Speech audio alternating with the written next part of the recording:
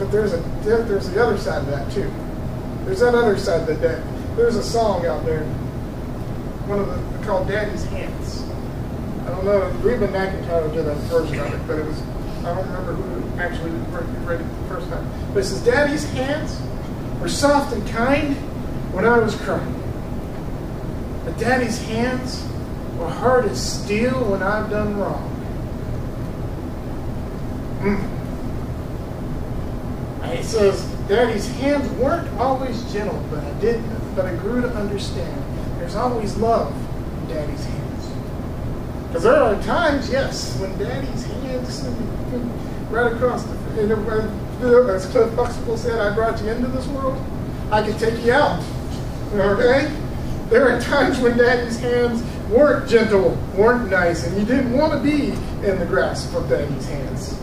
You wanted to be far away from the reach of Daddy's hands. But even then, and God's hands are like that too. Sometimes we don't want to be wrapped up in God's hands. Sometimes a discipline of God comes into us, tries to move some stuff around in our lives. We do something stupid, and God says, okay, here's your consequence, and we've got to take it. But an honest father, a perfect father, doesn't discipline out of hate. He disciplines out of love. Because there's always love in Daddy's hands. Now, I'd like to say that this father in Luke chapter 15 only had one problem child, and that the other one was a perfect little angel. No, I'd like to say that, but Jesus goes on. Verse 25 says, Now his elder son was in the field, and when he came and approached the house, he heard the music and dancing. He called one of his slaves and asked what was going on. He replied, Your brother has come, and your father has killed the fatted calf, because he has got him back safe and sound. Then he became angry and refused to go in. His father came out and began to plead with him, saying, Plead with him. But he answered his father, Listen, for all these years I've been working like a dog for you, and I have never disobeyed your command. I've been here working my butt off for you. I have done everything for you, and yet you have never given me a young goat that I might celebrate with my friends. But this son of yours came back, who has devoured your property with prostitutes, you killed the fatted calf for him. So he's got a problem child there too, doesn't he? One guy who says, I'm here, jealousy. You have a sibling, you've been here. If you have a brother or sister, you've been there. He got that. She gets this. Why can't I have this? You don't love me. You love him or her. That's what the brother was saying. You don't love me. You love him more than you love me. I'm here, God, Dad. I never left you. He goes, yes, but you're still far from me. Again, and the father uses the wisdom to say to him, Son, you are always with me, yes. And all that is mine is yours. But we had to celebrate and rejoice because this brother of yours was dead and has come to life. He was lost and has now been found.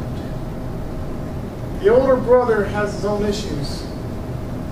The older brother got hit. If you remember at the beginning of the story, the father divided things even, gave them to his sons. And the father could have taken this older brother and just smacked him too. He's not a God. He's not a father that's going to hurt you just because you've been cantankerous or you've been, I can't think of a better word than that, been an irritant to him. Acting up. There's a good southern term.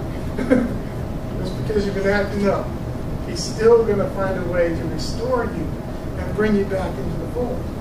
And not only that, he's going to make sure that you celebrate with the others too. Because he wasn't saying, we'll have a party for you later, son. We're having a party for your brother. He says, no, you need to help celebrate with this guy.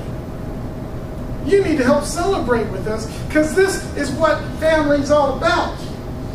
Working together, celebrating with each other, dealing with lostness and sin and stuff. And restoring us to right relationships with each other. Neither one of these sons had a good relationship with the daddy. But it wasn't the dad's fault. Was it the father's fault? In this case, no. He gave them everything that they needed. He provided everything that they wanted. He let them go off and make their own mistakes. And he loved them enough to let them grow and become who they are. That's exactly how God deals with us. He lets us be who we're going to be. He loves us back to who we're supposed to be.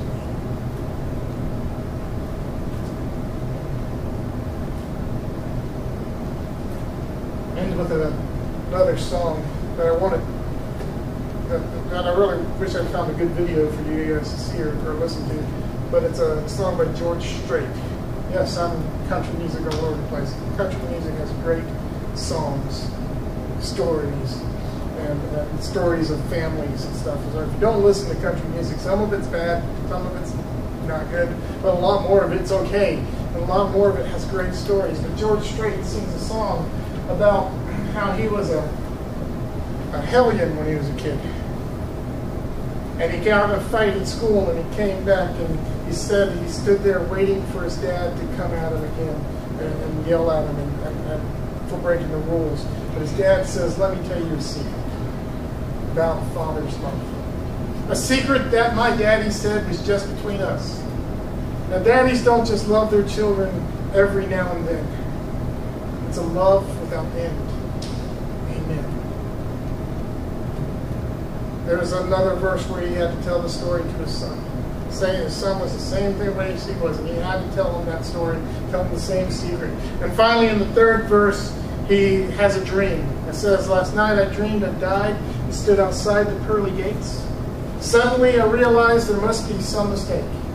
If they knew half the things I'd done, they'd never let me in." He says, "Somewhere from the other side, I heard these words again. Let me tell you a secret about a father's love. A secret that my daddy said was just between us. Daddies don't just love their children every now and then.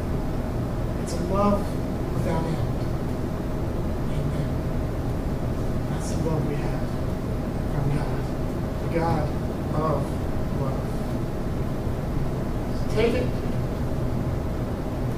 live it, dwell in it.